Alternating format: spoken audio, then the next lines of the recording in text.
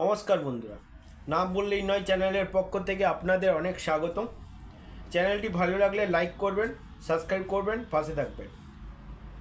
কালকে আমাদের বাংলার ঐতিহ্য, যেটা বাঙালির ইমোশনাল, যাকে বলা হয় যুবভারতী ক্রীড়াঙ্গন, যেটা বামফ্রন্টের আমলে সুভাষ চক্রবর্তীর হাত ধরে এসেছিলেন, উনার হাত ধরে উদ্বোধন হয়েছিলেন 2008-এ। সেই ঐতিহ্যটাকে ভেঙে চুরে চুরমার করে দিয়েছে। বাংলার 34 বছরের রাজ্যত্বে সিপিএমের তথা বামফ্রন্টের এইরকম যে অসম্মান কোনো দিনও হতে হয়নি 34 বছরে, বা বাংলার নামে এত কলঙ্কিত হতে হয়নি। তার কিছুটা কালকে যা হয়েছে সল্টলেক স্টেডিয়ামে, তার কিছুটা একটা ভিডিও ক্লিপ আপনাদের সামনে তুলে ধরছি, আপনারা দেখুন, তারপরে আমি আসছি বিস্তারিত নিয়ে।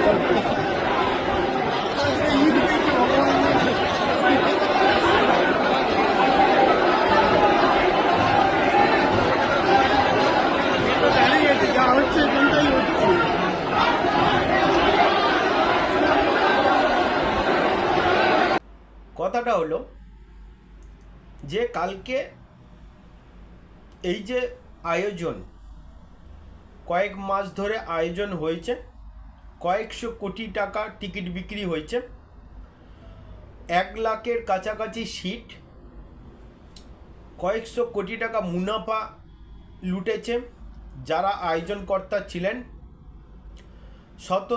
শতদ্রু দত্ত টিএমসির একজন চামচা, যাকে সামনে রেখে এই আয়োজনটা করেছিলেন টিএমসি নেতারা। তা কালকে কলুষিত হয়েছে ওই স্টেডিয়াম। কেন বলছি? এর আগে মারাদোনা এসেছিলেন 2008-এর ডিসেম্বরে। তৎকালীন ক্রীড়ামন্ত্রী ছিলেন সুভাষ চক্রবর্তী। টিকিট ছিল 50 টাকা। 2008-এ টিকিট ছিল 50 টাকা। এখন ওই টিকিট কয়েক মাস ধরে বিক্রি করেছে ওনারা, এই টিএমসির চম্পট চোর, যাকে সামনে রেখেছে আয়োজক হিসেবে।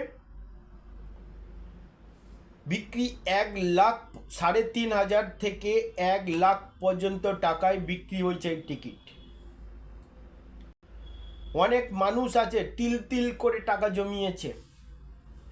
এই তিল তিল করে টাকা জমানো মানুষ যারা এসছে, তারা হ্যাবক কিছু বড় লোকের যে হ্যাবক কিছু সম্পত্তি আছে ওনাদের, তা নয়।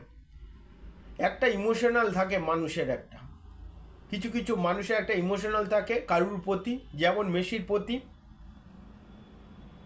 ছিলেন। হাজার হাজার কোটি কোটি টাকা দিয়ে, লাখ লাখ টাকা দিয়ে মানুষ টিকিট কেটেছিলেন। কাকে দেখবে? না মেসিকে দেখবে। তার বদলে কাকে দেখলো? দেখলো 1 নম্বর চোর ছাচ্চর অরূপ রায়, সুজিত বসু, শুভশ্রী, শুভশ্রীর বর 1 নম্বর দালাল টিএমসির, চোর ছাচ্চর। ওইসব মুখগুলো মানুষকে দেখতে হলো, জনসাধারণকে দেখতে হলো। এর দায় কে নেবে? কাউকে তো কাউকে নিতেই হবে। সরকার হাত ঝেড়ে ফেলেছে। শতদ্রু দত্তর উপরে কেস দিয়ে উনাকে গ্রেপ্তার করে হাত ঝেড়ে ফেলেছে, তার উপরে কাঁধে ভর দিয়ে চলেছে। এই কোটি কোটি টাকা, যে টাকাটা উঠেছে, কোথায় গেল? একা তো শতদ্রু দত্ত বা স্টেডিয়াম যারা আয়োজক ভারপ্রাপ্ত করে তারা তো নেয়নি। এই টাকা গেছে টিএমসির নেতাদের পকেটে। কারণ এটা টিএমসির চাল ছিল যে সামনে ইলেকশন আছে, এই ইলেকশনে কিছু টাকা খরচ করতে হবে, যাই করে হোক এই টাকা তুলতে হবে। তাই এই প্রোগ্রাম টিএমসি পেছনে রেখে, শতদ্রু দত্তকে সামনে রেখে এই প্রোগ্রাম বানিয়েছিলেন। তার কয়েক মিনিটের আগে শাহরুখ খান অবস্থা বুঝে ব্যবস্থা উনি করেছেন। উনি আবহাওয়া এতটাই খারাপ ছিল, উনি পালিয়ে গেছেন। মেসিও ওনার সঙ্গে গেছে, উনি আগেই পালিয়ে গেছেন। এবার কথাটা হলো, এই স্টেডিয়ামে যে একটা বাঙালির ঐতিহ্য কলুষিত করা হলো, এর দায় ভাই কে নেবে? দায়ভার তো কাউকে নিতে হবে। এই চোরেদের জন্যই আজকে বাংলার এই অবস্থা। এই চোরেদের জন্য কিছু লম্পট, অরূপ রায় ক্রীড়ামন্ত্রী উনি হয়েছেন, উনি সেলফি তোলার জন্য ব্যস্ত ছিলেন মাঠের মধ্যে। কয়েকশো পুলিশ, কয়েক হাজার পুলিশ ছিল, তাকে ঘিরে রেখেছে। সেম প্রোগ্রাম হায়দ্রাবাদে করিয়ে দেখালো। কত সিকিউরিটি ছিল? হাতে গোনা 10-12 জন সিকিউরিটি ছিল।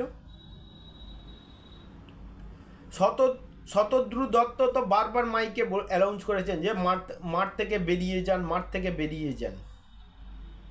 কেন বেরোননি? কারা ছিল মন্ত্রীর পাশে? কারা ঘিরে রেখেছিল? এ তো টিএমসিকেই জবাব দিতে হবে। কেন অরূপ রায় ওখানে গেছিল? অরূপ রায়কে দেখার জন্য, চোরকে দেখার জন্য মানুষরা টিকিট কেটেছে। 1 নম্বর চোর।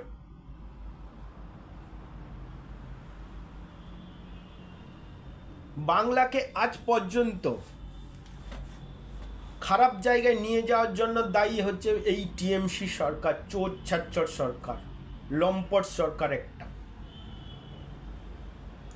বাংলার নামে কালকে কলুষিত করা হয়েছে। এর আগে মারাদোনা এসছে, মেসি এসছে 2011-তে। কেন তখন ওই পরিস্থিতি হয়নি? তখন মানতে হবে আগেকার সরকার এখনকার সরকার অনেক তফাৎ, অনেক তফাৎ ছিল, তফাৎ থাকবে সারা জীবন। মানুষকে মনে রাখতে হবে যে আগের সরকার কেমন ছিল, এখন সরকার কেমন আছে। ফুটবলের মধ্যে যদি রাজনীতি ঢুকে যায়, ওটা ফুটবল আর থাকে না। আর রাজনীতির মধ্যে যদি নীতি না থাকে, সেটা রাজনীতি আর হয় না। এটাকে মানতে হবে। এই টিএমসি ছ্যাচরগুলো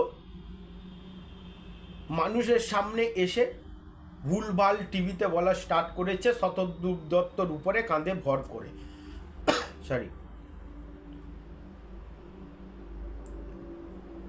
মমতা ব্যানার্জি মাঝখান থেকে মাঝখান রাস্তা থেকে ঘুরে গেছে। মানুষের উচিত ছিল ওই অরূপ রায়কে ওই মাঠের মধ্যে কেলিয়ে বৃন্দাবন ধরানো উচিত ছিল। তাও তো ভদ্রতা কাটিয়ে ভাঙচুর করেছে। এত কোটি কোটি টাকা, এত হাজার হাজার টাকা খরচ করেছে, কেন ভাঙচুর করবে না? এই চোর ছাত্রদের জন্য দেখার জন্য গেছে সব।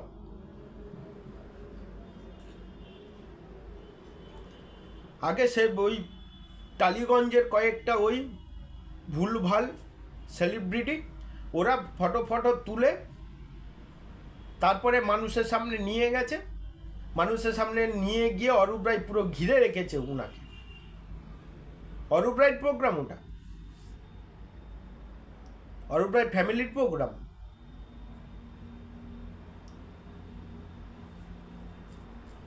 ছাব্বিশে 2026 ইনাদের ভোট দেবেন না।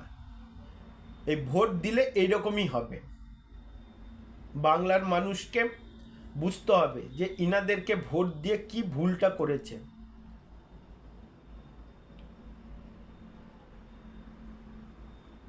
আরও মুখ্যমন্ত্রী ক্ষমা চাইছে, আর আপনি কতবার ক্ষমা স্বীকার করবেন? ক্ষমা স্বীকার করতে করতে তো আপনার জীবন শেষ হয়ে গেল। কতবার ক্ষমা স্বীকার করবেন? যত 11 সাল থেকে আপনি ক্ষমতায় এসছেন, তা 11 বছরে 11,000 হয়তো আপনি ভুল করেছেন, চুরি ছাচ্চর করেছেন। কত টাকা আপনার দরকার? একটা চোর লম্পট সরকার। শুধুমাত্র এই ইলেকশনকে কেন্দ্র করে এই টাকাটা তোলা হয়েছে। এইসব কেস যে এই যে কে কোন অবসরপ্রাপ্ত বিচারপতিকে দিয়ে যে এই তদন্ত করাচ্ছে, এর কোনো সুরাহ হবে না।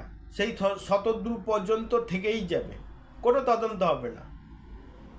এটা মানুষের সামনে আইওয়াশ, কিছুদিন উনাকে জেলে রাখবে, ব্যাস আবার ছেড়ে দেবে। কিন্তু আসল কালপিট কোথায় গেল টাকা? পুলিশরা আবার বারণ করেছে যে বাইরে থেকে জলের বোতল আনতে না, কারণ ভেতরে জলের বোতল ব্ল্যাকে বিক্রি হচ্ছে। 20 টাকার জিনিস 200 টাকায় বিক্রি হচ্ছে। ওই পুলিশরাই করিয়েছে। ওই 20 টাকার জিনিস 200 টাকায় যে বিক্রি হচ্ছে, কোথায় গেল টাকা? এ টাকা কে নিল?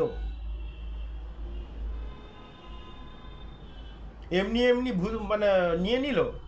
আমার সাহস আছে, আমি একটা জলের ব্যবসা করে ভেতরে 20 টাকার জিনিস 200 টাকায় বিক্রি করব, সরকারের কোনো সাপোর্ট না থাকলে, পুলিশের কোনো সাপোর্ট না থাকলে, কোনো মন্ত্রীর সাপোর্ট না থাকলে। কার ঘাড়ে কত মাথা আছে? করবে?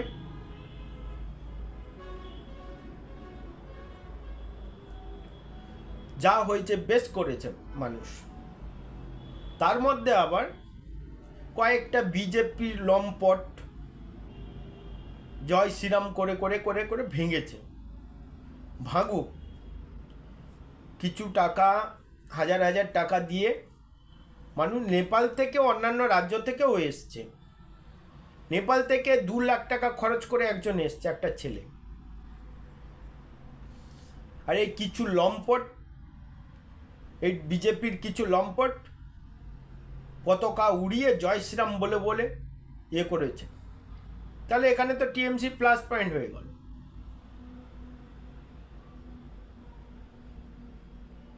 জায়গাটাকে পুরো কুলুষিত করেছে এই টিএমসি বিজেপি। যতদিন এই টিএমসি বিজেপি ওয়েস্ট বেঙ্গলে থাকবে, ততদিন এইরকম হতে থাকবে। 2026 আপনারা বুঝিয়ে দিন, বোঝাবেন যে কোন সরকার ভালো, কোন সরকার খারাপ।